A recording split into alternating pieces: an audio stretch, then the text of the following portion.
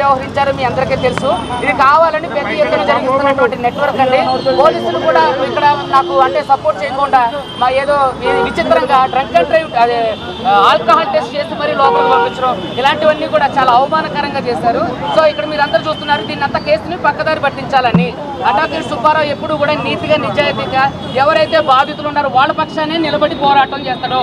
మీరు మంగ్లీ గారు నాకు ఫోన్లో సెంట్రల్ మినిస్టర్ పేరు చెప్పి బెదిరించారు, అయినా సరే నేను లొంగలేదు. ఒక ఎమ్మెల్యే తండ్రితో ఫోన్ చేసి బెదిరించారు, అయినా నేను లొంగలేదు. చూడండి, నాకు మంగ్లీ ఎన్నిసార్లు, కనీసం నేను మంగ్లీకి ఒక్కసారి కూడా ఫోన్ చేసింది లేదు, మంగ్లీతో నేను మాట్లాడింది లేదు. కానీ మంగ్లీ నాకు దాదాపుగా చూడండి 10 సంఖ్యలో కాల్స్ చేసింది. చూడండి, ఇది మీడియా మిత్రులందరికీ నేను చూపిస్తున్నాను. ఆ రోజే ఏది పూజారి నాగేశ్వర గారి ఇంట్లో నేను మొత్తం మాట్లాడాక మీరు క్వశ్చన్స్ చేయండి సార్. అయితే పూజారి నాగేశ్వర గారి దగ్గర ఏదైతే మీటింగ్ జరిగిందో దాంట్లో నేను ఒప్పుకోలేదు. దాంట్లో ఒప్పుకున్నప్పుడు నాకు ఎన్నిసార్లు కాల్స్ చేసిందో చూడండి.